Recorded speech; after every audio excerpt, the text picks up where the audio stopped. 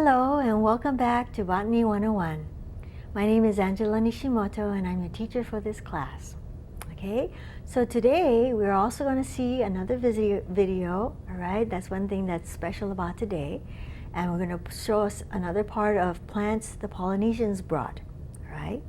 So objective for today, just one, we're going to see a video on fiber plants, all right? So first we're going to have a little preamble, okay? So some fiber plants, very important. Okay, one thing that we know is that linen, okay, linen, Linum ocetasissimum, okay, is the strongest plant-based fiber of all, as far as I know. All right. So I wanted to bring this up, and here you see a nice illustration, pretty blue flowers, right? Linen. Here's a little piece of cloth of linen made of the linum fibers. And you can see this is probably a very old piece, probably hundreds of years old, okay? And there's actually pieces of linen that have been buried along with, or entombed along with Egyptian mummies, and these are like thousands of years old. So linen is a very persistent, very strong plant-based fiber, okay? I brought that up because another fiber called Olona, Tuchardia latifolia, is the second strongest plant fiber, and this is from a plant that is endemic to Hawaii. What does endemic mean? Endemic means that it occurs naturally in Hawaii, no place else in the world. So a plant that is endemic to Hawaii is a Hawaiian endemic plant, such as Olona. An interesting feature of this Olona also, it's in the family Urticaceae. Okay, that's a flowering plant family, and you can see that this particular plant does have flowers on it, this one here. Okay, so in Hawaii we have plants that have lost some of their defenses. So here we have a member of the nettle family, the Urticaceae, that doesn't have any stinging hairs, as some people call it, a nettleless nettle. All right, very important. Now this Olona has extremely strong fibers, and these fibers are gotten, from the stalks of the plant, and what they have in there are these structures called laticifers. What are laticifers? Laticifers are cells, okay, or parts of the plant that holds latex in it, like an exudate. Okay, so very, very strong, very long fibers of Olona. Sometimes they could be over a foot long, okay, 18 inches long. Very strong fibers from this plant. Very useful for making fishing nets, by Hawaiian people did that, making fishing nets. So this fiber was valued such that people would use it, okay, for making nets that they went fishing for, a source of food, all right? Nets also used to kind of cradle and hold gourds and calabashes as well. They call them koko, yeah, and they would also hang them from their awamo or their carrying poles, right, using fibers from the Olona. Very valuable. In fact, Olona was valuable enough so that it was an item that people would give to each other as gifts. Okay, Olona fiber. Okay, another important use that Olona played for the Hawaiian people was that it was used as a basis for featherwork. All those beautiful feathered cloaks, of Kamehameha the Great and other ali'i nui, very high ali'i. Okay, they had the basis for featherwork on cloaks and also on capes. Right. Other fiber plants of Hawaii included the niu, or that was a source of aha, which is cordage, right, from Cocos nucifera, also known as niu. Right. And we also had fibers used from hau. Some people consider that hau is actually a weed, but it really isn't. It can be a very useful plant. Hau cordage, unlike other kind of cordages, could be prepared, by stripping off the bark of the hau plant, and this could actually be prepared by people who didn't have very much experience in this at all. It was very easy to do it, and it is possible that this hau cordage that people made was responsible for, lugging down partly unfinished parts of the canoe, the va'a, yeah? So they would actually chop down the koa tree, and then they'd be bringing it down the mountain using the cordage from hau, all right? So it's not really strong, but it can be used in that fashion, okay? Furthermore, we have ahuava, which is a kind of sedge in the Cyperaceae. We had uki uki, and here's some flowers of the uki uki. The uki uki fibers were from the leaves of this plant. Okay, so this, as you can see, is a monocot. 1, 2, 3, 4, 5, 6 anthers, yeah, with 3 petals, 3 sepals. This is typical of Liliaceae, which is the family that this plant is from. Uki uki, Dianella sandwichensis. Okay, another plant that was used for fiber by Hawaiian people is from the plant called wauke. Right? Bucinaria papyrifera, also known as paper mulberry. Of course, this plant is also famous for having been used for making kapa or tapa, bark cloth. Yeah, very elegantly patterned, very beautiful kind of fabric. Okay, felted fabric. Another plant that was used both for kapa and also for its fibers were mamaki, Pipterus albidus, and this is another member of the Urticaceae. Okay, so among these plants, and then we also had some others. So these were the plants used for fibers, among others. Okay, so now we're gonna go to. I'm encouraging you to watch this video and just enjoy, relax, enjoy, and pay attention. Okay.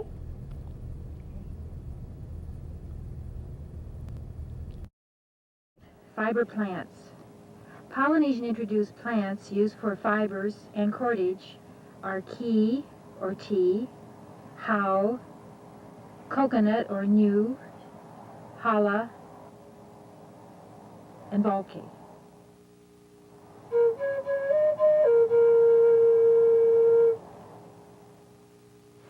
Winston, we've seen most of the food plants, and the fiber plants are next. You know, the Hawaiians had no source of metal to make nails, and so everything they constructed had to be tied together with cordage or types of rope.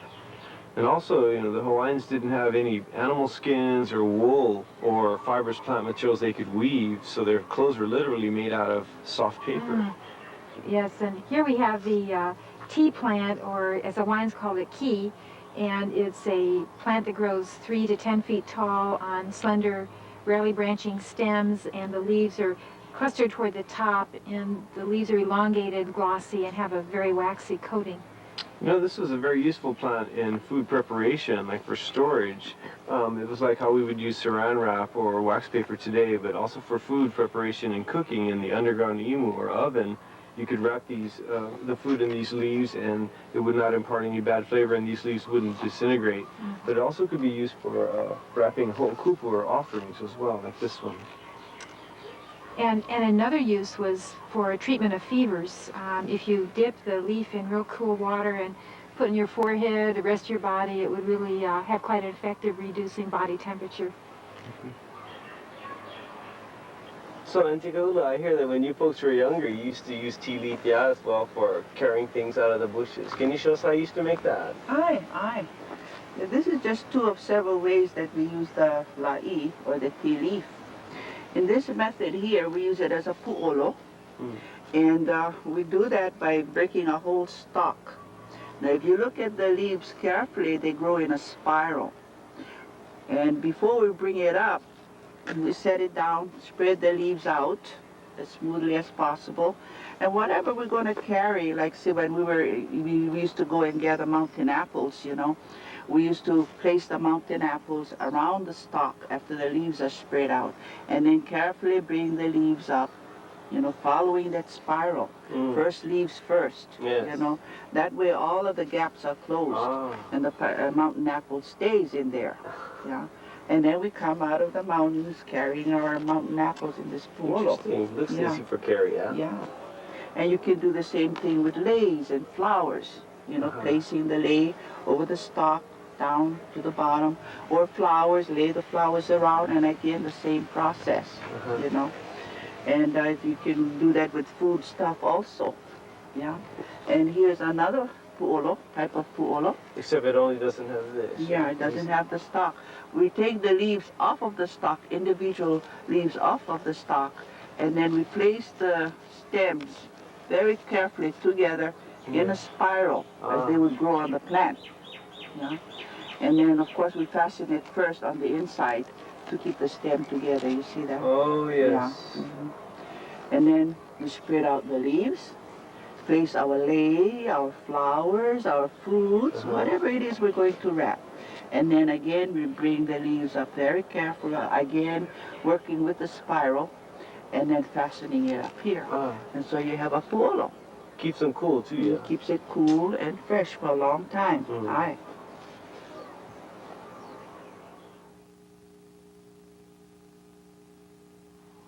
How is a wild hibiscus, as you can see from its scientific name, and related to the ornamental hibiscus of our gardens? The flower is certainly a hibiscus type and has the interesting feature of turning from yellow to orange, then deep red in a couple days before falling off the plant. The plant grows to a very tall bush, and a thicket of haw can be quite impenetrable. Leaves are heart-shaped. The seeds are produced in dried capsules which split open when the seeds are mature. It was certainly one of the most important plants for a source of cordage, to make rope or string or even thread. The fibers are found just under the bark, which is not too difficult to strip off, as you can see. The finished strip had the outer bark removed and then was twisted. The final product makes a beautiful white translucent fiber.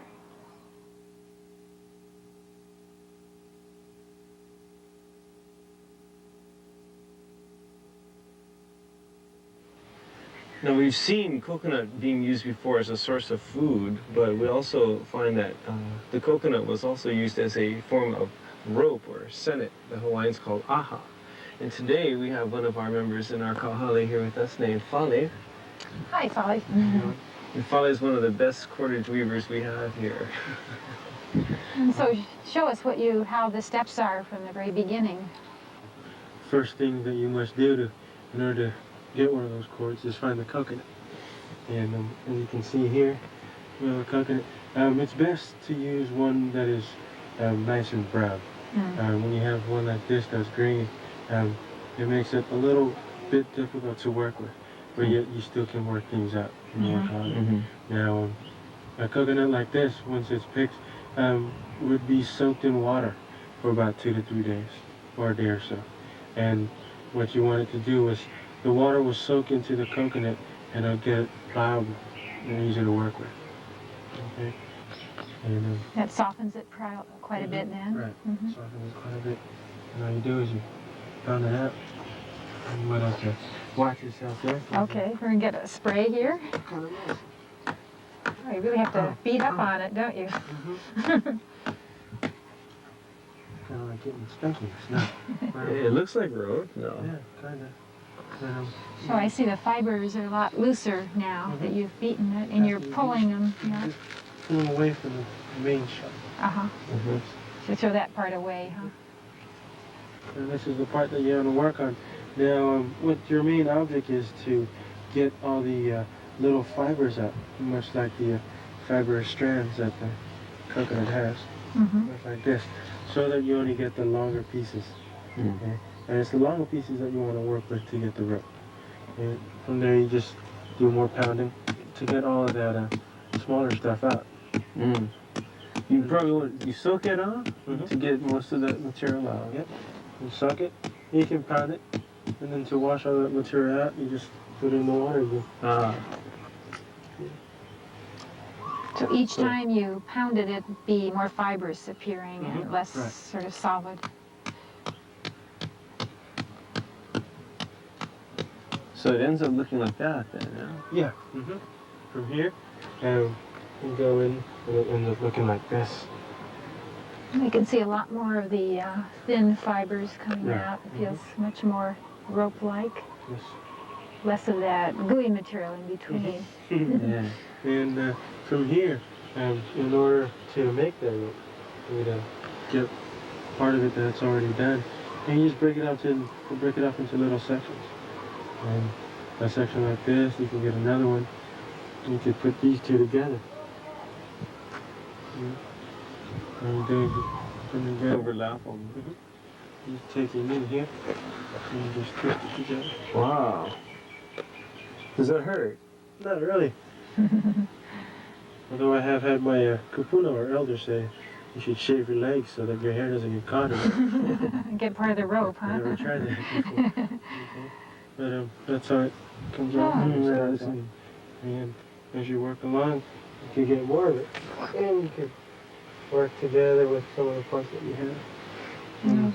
These are 3 twisted, separate stripes. And you can make 2 versions of it. You could have it braided together, like in 3s, or you could have it as a double or twist. A double twist, and yeah. No matter what way you made it, as long as you feel comfortable with the way that you work on it, it'll work.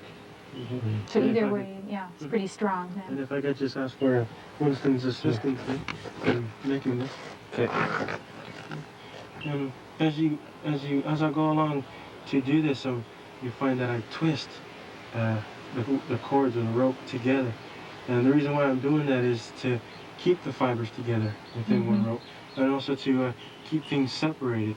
That way I won't get mixed up. You're twisting and braiding, and it's coming out pretty smoothly. Twisting it, I imagine, probably gets the fibers together too, yeah? Right.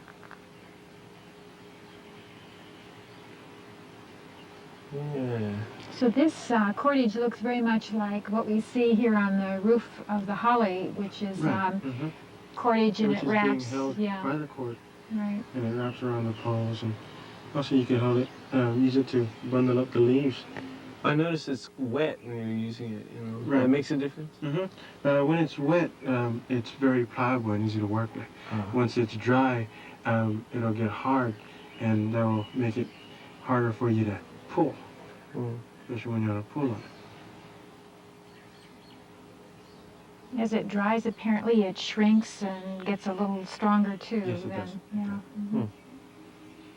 So houses were put together with it, and Also the canoes, could be right? held together with it. There really were no nails or any other fasteners Hawaiians could use. Yeah, you just had to use the rope. You had to use what was around you. in Right. nature. And that's why the coconut was one thing that could be used not only for food or as a food source, but as a way of, but as a utensil for life. Certainly. Well, thank you very much, Vale. We really appreciate it. Mahalo. Oh, there you're pulling Okay. pretty strong. They can't break it. Well, thank you very much for sharing this with us, Father. Appreciate it. And I hope that a lot of people can find out more uses for the coconut. Right.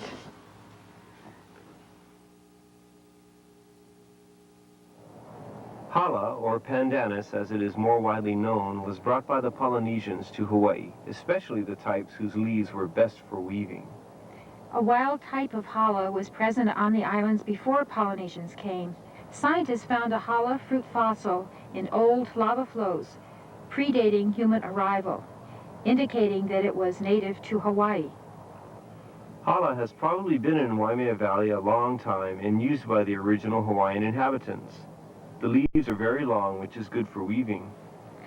It is an unusual tree-like plant and a monocot. Almost all monocots, like grasses, have only soft growth. But hala, like palms and bamboos, are different in developing a woody type growth. Hala has large strap-like leaves armed with sharp spines. The leaves are arranged spirally and clustered at the tips of short branches. Prominent prop roots come from the base of the trunk, which help hold up this top-heavy plant. The trees are male or female because they bear only one type of flower. The plants bear either male flowers, which have attractive white bracts, or female flowers, whose fruit look like small pineapples. Many a Hawaiian tour guide has fooled tourists by calling the female hala tree the pineapple tree. Here we have my friends Auntie Kalima and Leanne, who are skilled at weaving lauhala, which literally means the leaf of the hala. Lauhala were extremely important because they provided the material needed to make a variety of useful and needed items. Mats for floor covering in the houses, or hale, mats piled up for beds, and material for sails of the canoes are just a few examples. Because they're very resistant to decay and have a strong protective coating, they last a long time. This makes the effort to make items from them well worth the effort. Here's the beginning of the process of using the leaves. First, dried, fallen leaves are selected which have few imperfections. The ends are then cut off, and then the sharp spines along the leaf edges are stripped. Later, they're rolled to help smooth and soften them, and oftentimes they're laid out to bleach in the sun.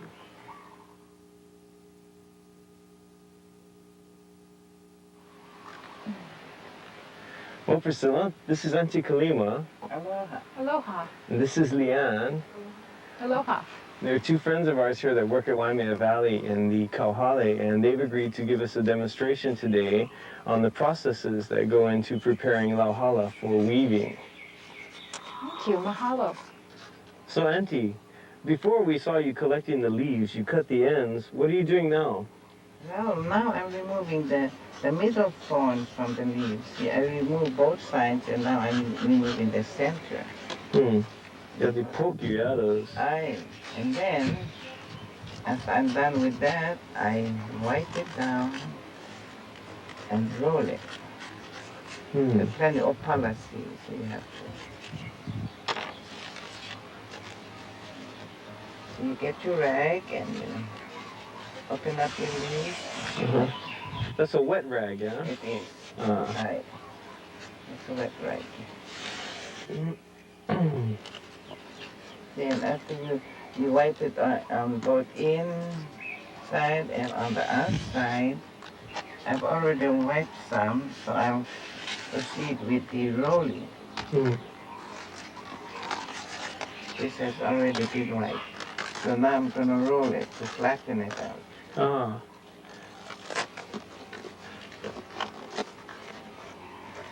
Nui kahana, lots of work. Process of preparing your lauhala. So the rolling actually flattens out the challah for storage. For storage.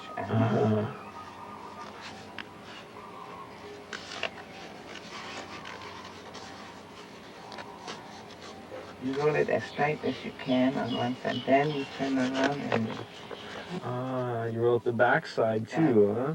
and when you put it into the first one, that you have to be sure that they all run the same way. See the white and that one, you put them together. So when you want to Wind them up. it'll open up and you can add more to it. So that's how it will look That's in the how end. it's going to look at the end of it.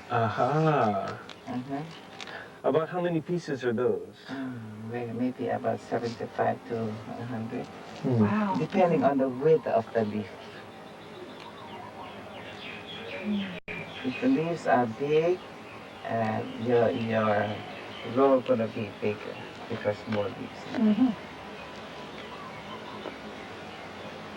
Now Leanne is continuing with the process of preparing the leaves for weaving. She's now pulling the long leaf carefully through a device that has a sharp cutting edge and stripping the leaf or cutting it into long, even strips, which will be used in the weaving or the plaiting. She's now cutting along the other edge of the leaf and removing and throwing away the midrib or the center part of the leaf, which will be thicker and less easy to work with. After getting a number of strips ready, she has a plaiting or weaving started here, and the process involves bending back alternately the strips along one edge and placing a new strip next to the ones that were bent, and notice now alternately the strips are pushed down and folded back. This is much like the plaiting that you do in kindergarten when you have strips of bright colored construction paper and you weave them together, or technically plait them, because unlike weaving you don't have a loom and you're not using threads.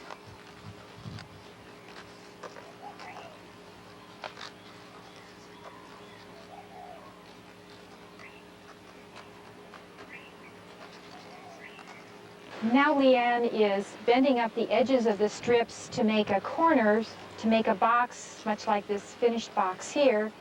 So if you see how it's going now, you can see that she's developed two of the corners, and the weaving now is starting upward to make this box-like structure.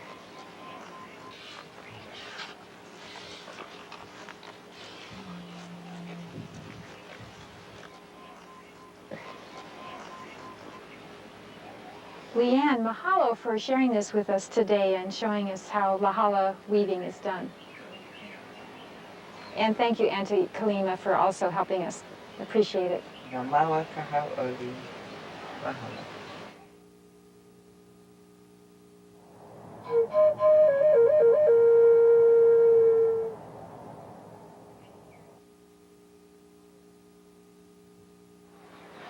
Bulk was a primary source of a material, actually a paper, from which most Hawaiian clothing was made.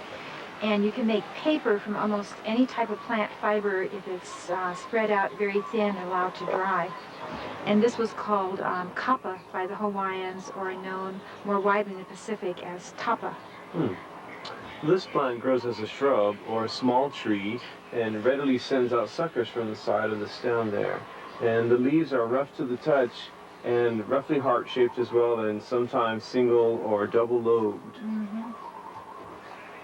In order to grow the plant for tapa making, they would select long shoots like this one and take them off, plant them in the ground, and then they would carefully prune off all of the lateral leaves and buds along the stem, and that way they could get one nice sheet from the stem that would have few pukas or holes in it.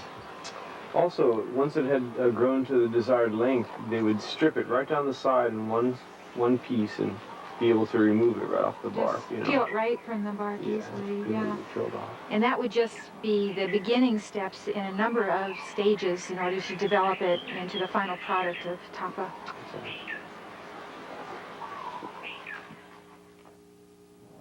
Here we join Kawai Aona Uyoka, Director of Kapa, an organization dedicated to the research, recreation, and preservation of Hawaiian kapa making and other Hawaiian art forms. We're in the beautiful valley of Kahana today, and Valke is being grown here again after a long time that it hasn't been grown. And I have here with me Kawai, and she is a person also who has started reviving that wonderful art of kapa making. And Kawai, how did you get started in this process, which is so complicated? When I was going through my training as kumuhula, we, as a class, wanted to give ho'okupu, a gift to our kumu, our teacher, of Hawaiian kapa. There were 14 of us in Ilima class with Eti Maiki, and 14 of us went and talked to our ohana throughout the islands, and we couldn't find anyone that was producing Hawaiian kapa. It wasn't being made at all on the whole island. No, only the heirlooms that were already in existence in people's homes, but those were like heirlooms for family. So after we looked around, it bothered me that we, as Hawaiians living here in Hawaii, could not attain Hawaiian kapa. And then by doing research, I found out that Hawaiians made the finest kapa with the very intricate designs and multiple colors that other cultures never used. Could you show us now maybe a little bit how you actually start with the bark and process it in the beginning stages to make kapa? Okay. The branch itself, this is a la'o, and the bark is removed from the branch. I have a piece of bark prepared this way, and it's like going backwards, but... So that's how you started out, right? Yeah. So this is a part of a branch. It's not the best part. This is not the one that I would use for creating something special. Yeah. But this is kind of a good demonstration. Good for demonstration. Yeah. And the bark is removed. And you take off the ililepo ovaho, or That's the outer bark. the brown, the real brownish Yeah. bark here, and the green that's underneath it. Yeah, too. you have several layers of bark. Hmm. I usually have the children use the opihi shell because it's serrated, Oh, pretty. and and this is very safe for them to use in the classroom. And they remove the bark that way, and they have a great time. It's just when they get carried away and we don't have any bark left afterwards. So this is a traditional tool, whether it's opihi shell or another kind of shell that does the same job. Okay, so you remove a lot of the dirt, impurities. Or you could use a regular knife, and that would work. A lot of times it works faster, cleaner.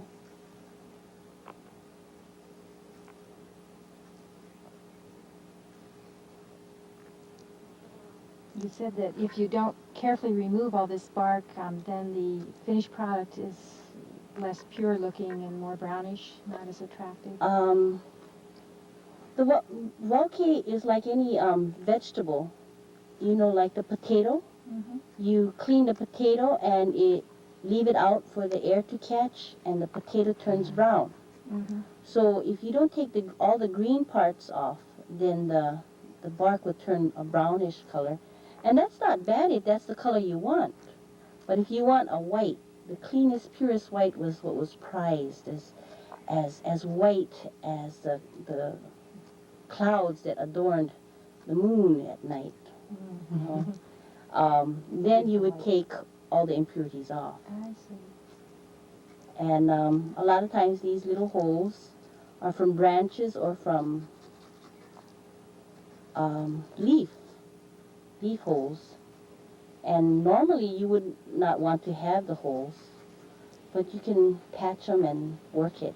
You have the patience to stay with it. Okay, as you get closer to the tip of the branch, the bark is thinner, and if the bark that's closer to the root, the bark is more dense, more thick. Mm-hmm. So the tip of the branch will fray easier than the root part. And so you have this bark that comes from this branch. And where's that puka? Right there. It's right there. Just like its original clothing. And that's what it will become, is clothing. Mm-hmm. And that's why kapa is light enough to be cool in the summer and warm enough to be warm in the winter. So you have your bast, or your ili, your skin. You soak it because that Cleans it off a little bit. cleans it off. Get some of the And in the fiber itself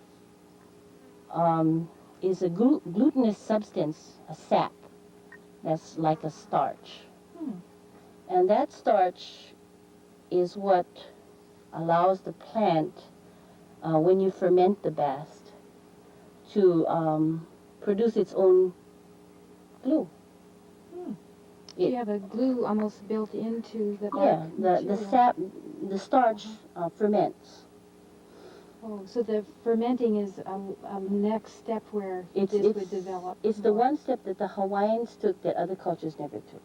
Oh, really? The fermentation of the bark so that it becomes slimy and smelly.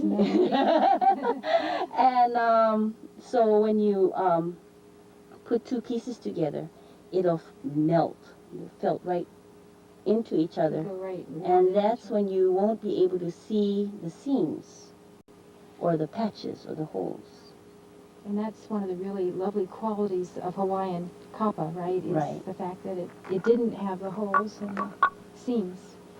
Okay, the first step you do is you take a rounded beater, and the rounded beater is called a hohoa. The mole surface is smooth, and it can take the most punishment. So when you begin your beating, you don't damage your tool, and it does the job. And this is the first beating.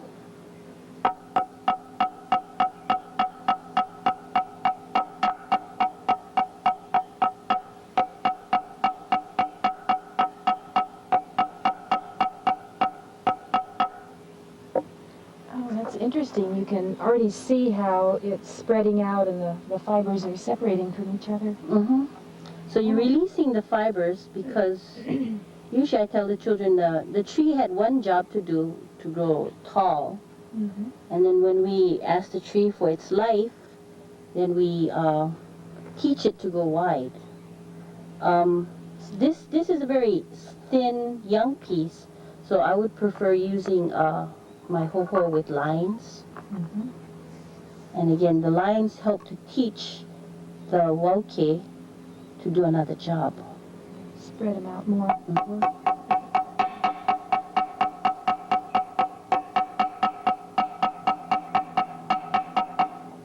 Oh, that's...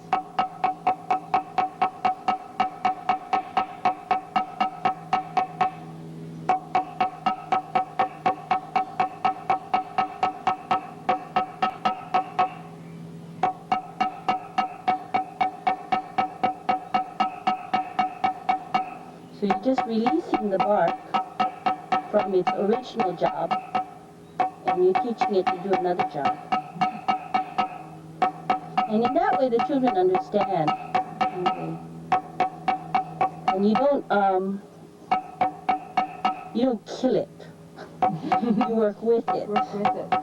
It's like a little bit too hard, and you end up with pulp. And not hard enough, you don't do anything. Because developing the touch is important.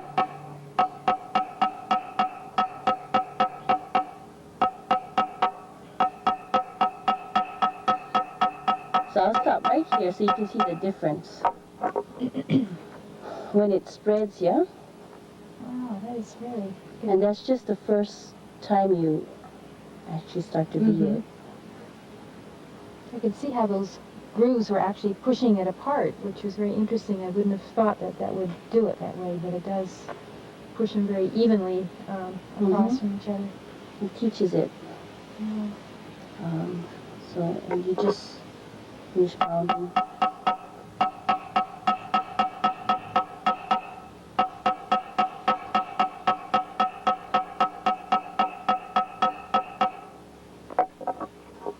And then, usually it's the wauke that I pound is like 6 to 10 feet long. Those are preferred pieces. And then you do the other side. Okay, I see the other side.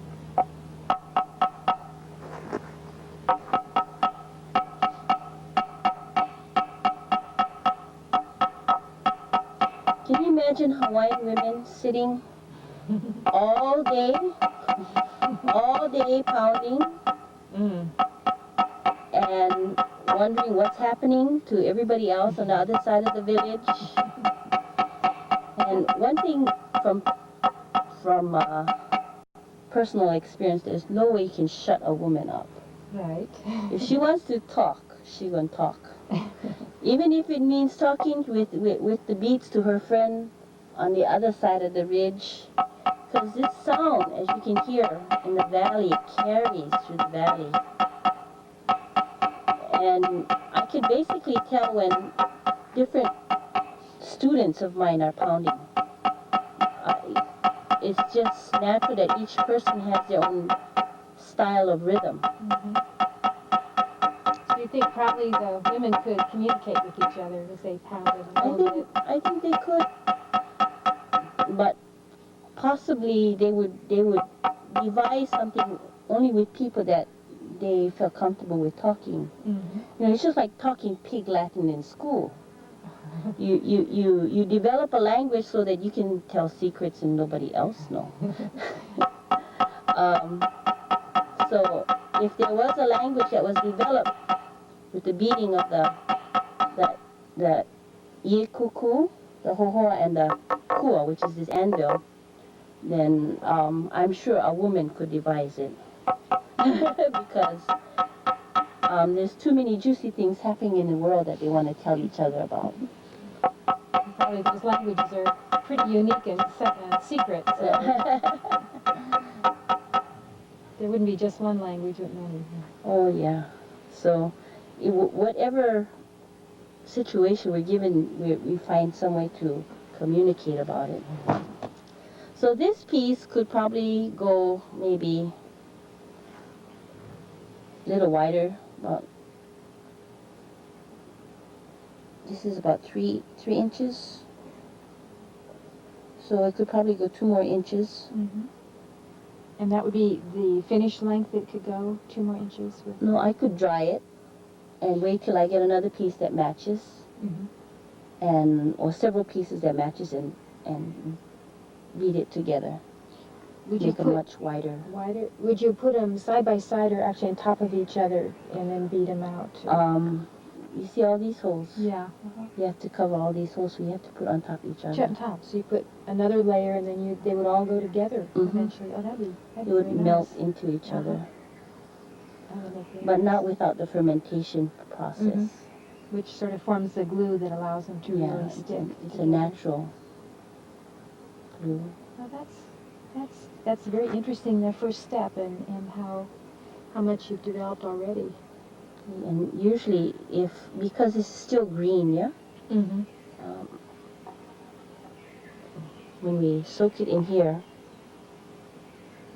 There'll be a lot of other things coming out of it. yeah, you'll see when when I lift it up, the water will become real milky. Uh-huh. Yeah, I can see the water's getting cloudy. And then And see that milky? clear. Yeah. And the top it looks really clear too. Yeah, so that's the starch that's already inside of it. Mm-hmm. That's coming out. And so to actually, for people to actually go through the thought process of how to use, those elements that are already within the fiber itself, it took a lot of thinking. A lot of observation and experimenting, I'm sure, too. So, and there were no so-called universities in ancient Hawaii. So our people learned from observation of nature and each other. Yeah, each other, I'm sure they So depended on that. So to be the culture that had devised that process that other cultures didn't do, that speaks highly of our ancestors. It really does. After we're finished with the first beating, what we need to do is take it out on the grass to dry, and that's called, when it's dried, it's called a mo'omo'o. And in that form, we can store it for years. Oh. And when we need to use the kapa again, the mo'omo'o, to activate it, we just soak it and pound it again. Okay.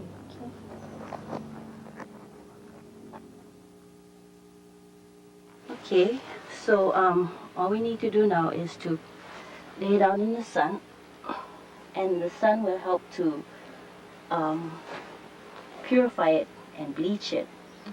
But someone also told me that the green underneath also helps to bleach it. Oh, Something about the grass. the chlorophyll might. Yeah. But when we're finished, when it's dry, it's pliable. We'll roll it and store it for as long as we need it. Oh. We're now at the edge of a volcano patch, or a ho'oulu, that Kawai is planted about 4 years ago. And right here we have a little volcano plant. How did it get here?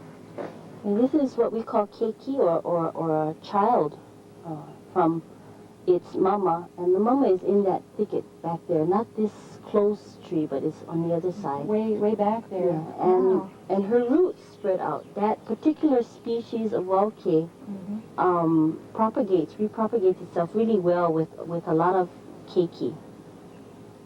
And it's like an ohana, the mama, and her roots travel and her children grow. So these are all the little babies, keikis, right here from the roots. And these are all become beautiful. This species, particular species, make excellent kappa. Mm-hmm. Okay, and this species have lobed and unlobed leaves. Both of them, yeah. Yeah, the bark is fantastic. But usually when you want to repropagate the wauke is, you want to take a keiki about this size, and you want to take it from its mama, and you talk to the keiki because it's a life form, and it needs to feel good about you taking it away from its home. Mm-hmm.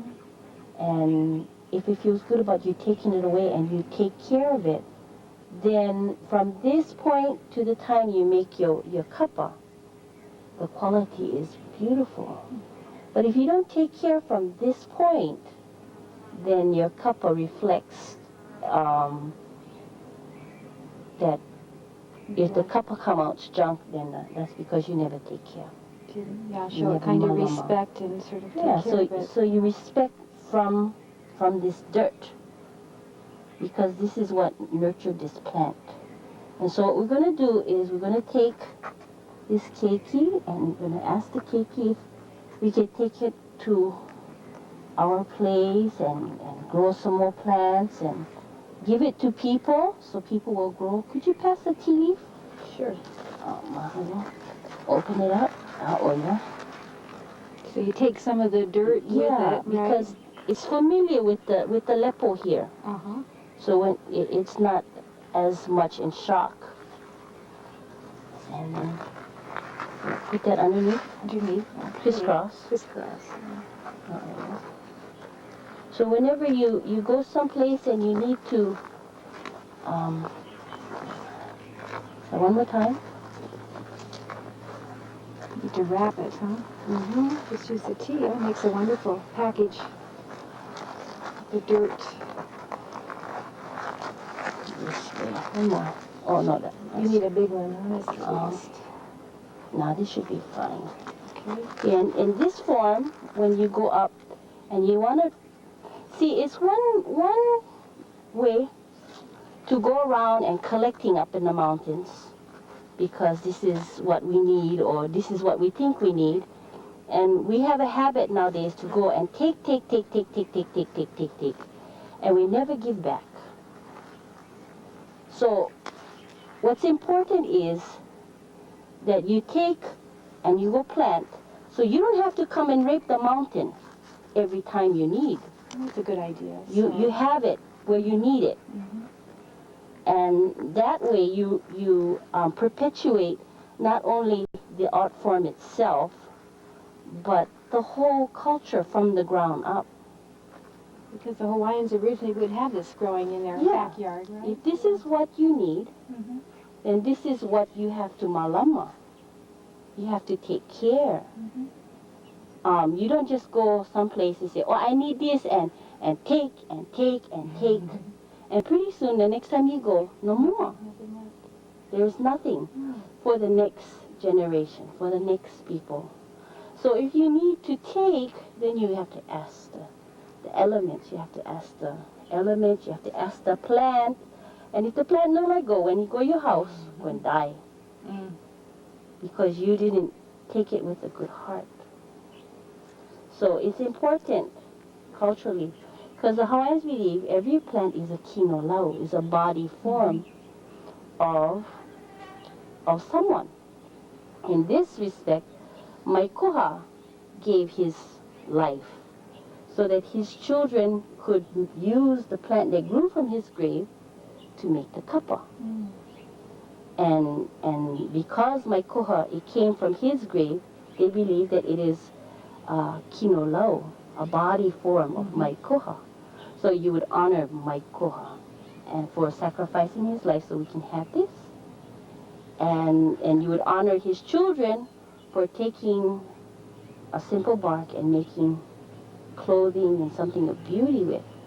Because in chant and form, it's a way of honoring someone that has done it and pass it on from generation to generation.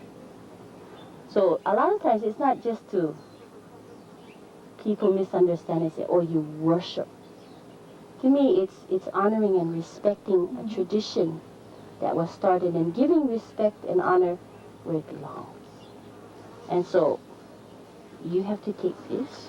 Oh, thank you very much. Oh, I will treasure it and honor it and grow it in my garden. Mahalo. Oh, no, kahau'oli. Well, Kawai, after you have the young plant, what next do you do to make it grow and be ready for tapa making? Well, after you've taken care of it and it's grown, and as it's growing, you'll see that all these leaves, okay, in between the leaf and the branch are little suckers, and these little things grow into branches. Okay, you don't want those because they make holes in a couple, and the holes you have to patch. So you would take care of it by taking the leaves off that way. So you come here into the patch every couple of weeks and clean off? Every time. Yeah. See, time is a very, very elusive thing. And then you loamy the branch so that the suckers are off. And that way, when it's time to harvest, you'll have a beautiful piece of bouquet to pound. And if your product in the beginning is beautiful, you don't spend time taking off blemishes, patching holes, and so you just take care of the plant while it's growing. Makes your work a lot easier. Yeah. This is what you don't want. You don't want the branches to come out this way. What happens is you have large holes, and the density of fibers is different. So right here, the density of the fiber is wide. So it'll get wider than the rest of it. But this part is beautiful. This is, right here, this is a good size for harvesting. When there's a purpose to harvest, I'll harvest. And it goes straight, and it's at least a little over 5 feet. So it'll be a wonderful piece to make a cup, and it's thick. It's older, so it'll be thicker. So why don't we go and see how you do this very last forming of the copper material, okay?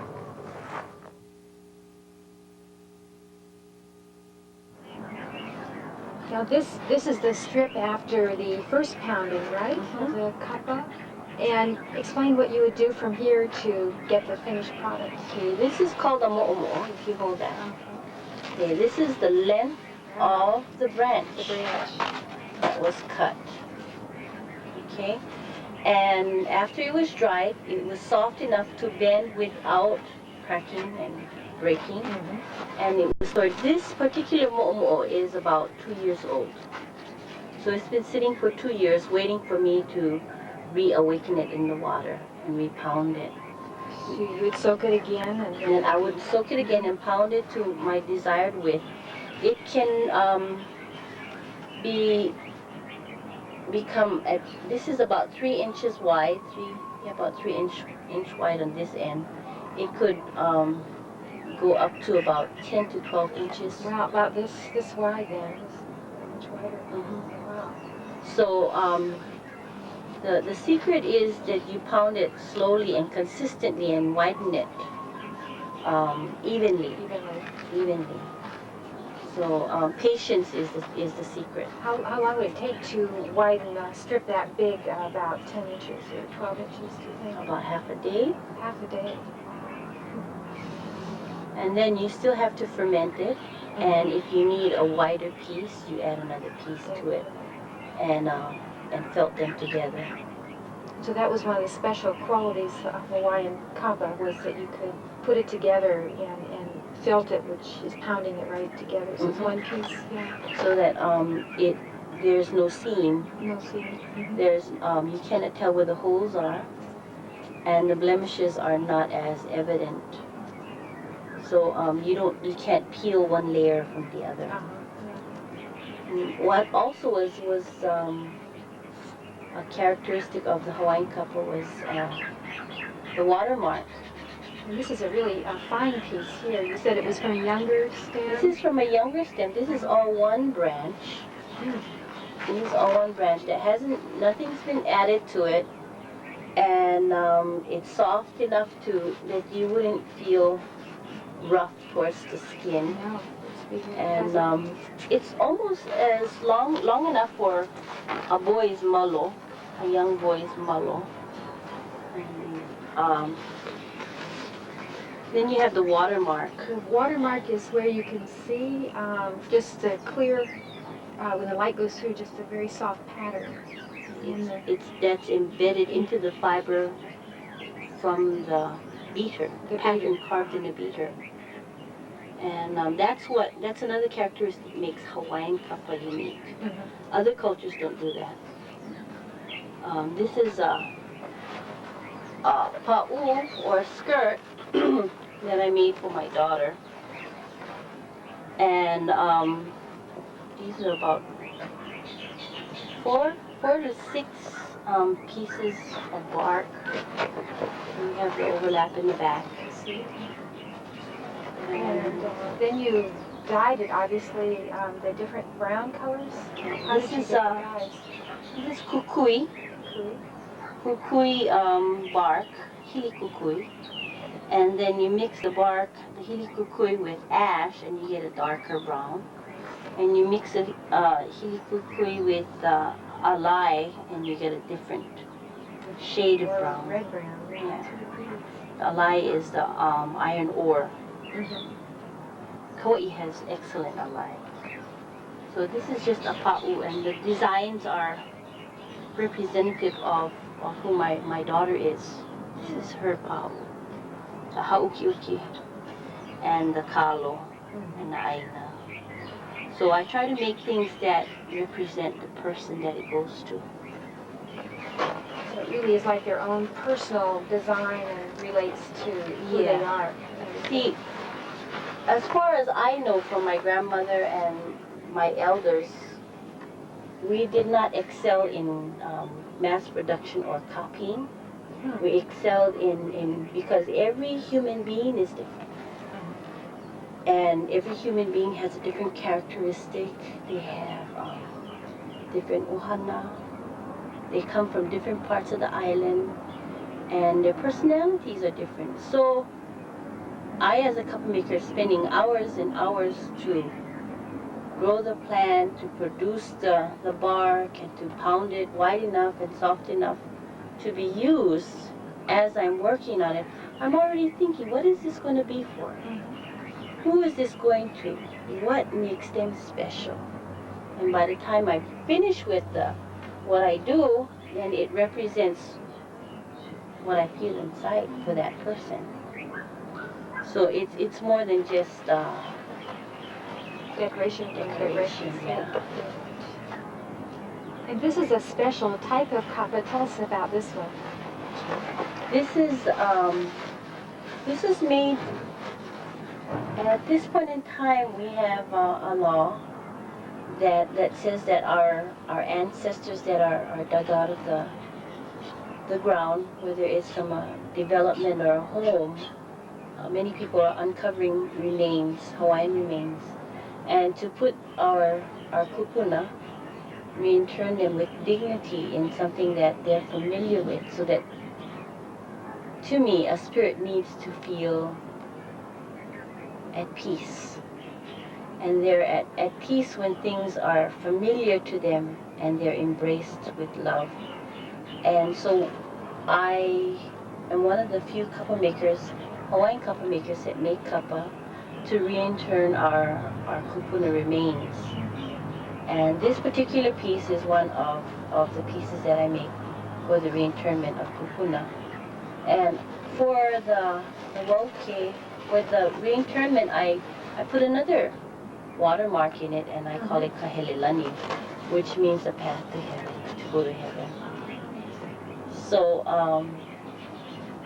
this is going to be used for that purpose. And but it's one piece, and it took about 4 branches. 4 branches. To make this. A lot of work represented there. So what are some other uses today that are very important that you see uses for kapa? Traditionally, it would be wonderful if we as Hawaiians, when we have to represent our people in ceremonial affairs like greeting people from other countries that wear their customary clothing and and for rituals, so that they can represent our culture. We don't have to look like we borrow from somebody else. So it would be wonderful if Kumuhula could use Hawaiian kapa. It would be wonderful if affairs of state of our Hawaiian organizations could use Hawaiian kapa for these important occasions. And when we go and represent Hawaiians in different countries, that we'll be able to truly reflect Hawaii and who we are. Going into the schools would be wonderful if the children could. The children have never seen Hawaiian kapa other than behind a glass. And a lot of our own people don't know what the difference between Hawaiian kapa and other cultures. So that would be wonderful as an educational purpose. And for myself, I'm an artist. So I want to be able to use the kapa as an expression of me today, expression of my kupuna yesterday, and hopefully my children can use it as an expression into their future. So one of the few things that I do is I try to combine traditional prints, the ohikapala, with contemporary design. This is my uncle's hands. My uncle was a master craftsman, Paul Aona, and he was blind, so his eyes were his hands. So one day I decided to do something, and I said, "Uncle, give me your hand." Put them on. And so to me, even though my uncle passed away a long time ago, I have a part of him that I can share with everybody. And it's both representational as well as traditional. This has been such a special opportunity to see how this craft form and art form develops. We've just started all the way from growing the plant and how it's processed and into the artwork that you do, and really much more than that is how it's important in your culture and how it can reach out and really help people grow. It's been a very special opportunity, and thank you so much, Kawai. Mahalo for this time. No'ukaho.